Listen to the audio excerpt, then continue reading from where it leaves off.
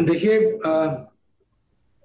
मतलब काफी भावुक स्थिति है। जैसा जिस तरह से जो गांव वाले वहां पर रह रहे हैं और जिन जो परेशानियां हैं उनके सामने, इसमें कोई शक की बात नहीं है कि ये समस्या तो बहुत गंभीर है। और किसी भी आदमी का घर चाहे कैसा भी हो, कितना ही टूटा फूटा हो, कैसा भी हो, उसको अगर कहा जाए कि आप घर छोड़ के कहीं और चले जाएं और बड़ी उसमें अनिश्चितता की अवस्था हो, तो ये तो बहुत ही इसमें तो कोई शक की बात नहीं कि बहुत बहुत मुश्किल, बहुत बहुत मुश्किल चीज है ये।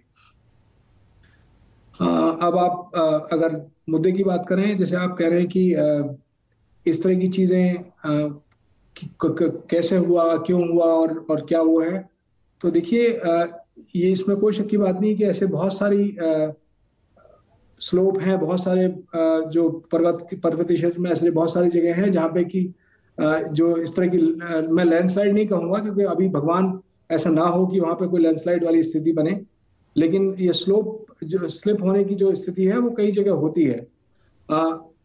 अनफॉर्चुनेटली कुछ ऐसी जगह हैं जहां पे कि बहुत सारे लोग रह रहे हैं, जिसमें कि जोशीमठ एक जगह है।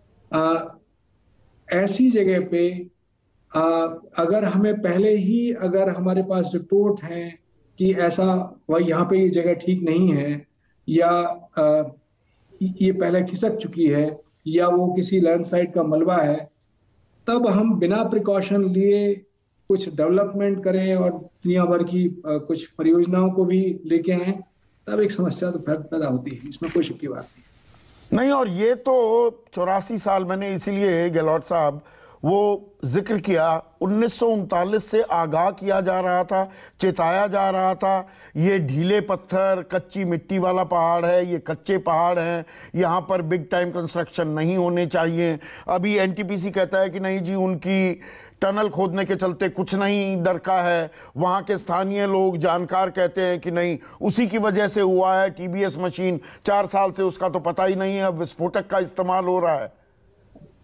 ये left hand doesn't know what the right hand is doing कि जोशीमठ में क्या हो रहा था। अब कहने को 5-5, 6-6 बड़े बड़े इंस्टीट्यूट्स को लगाया गया रिसर्च करने के लिए, एनालाइज करने के लिए।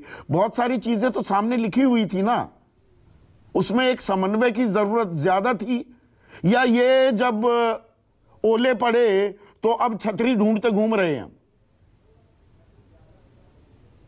बिल्कुल सही है।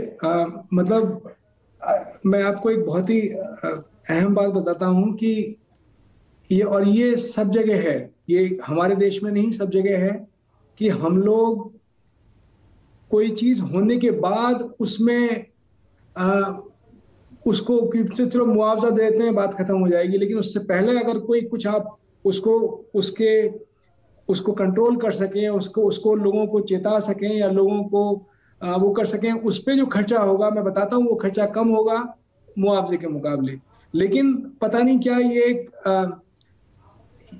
ये सब जगह ही है, जहाँ अच्छे सारे देशों में है, मतलब अगर आप डेवलपिंग कंट्री को छोड़ दें, लेकिन हमारे यहाँ सब जगह वो है कि भाई अगर कुछ हो जाए तो मुआवजा दे दो, तो बढ़िया है। वो अपना उससे जो पार्टीज हैं या जो लोग हैं, जो वहाँ जो और संस्थान है, उनको भी कुछ फायदा हो जाता होगा, पता नहीं क्या चीज है।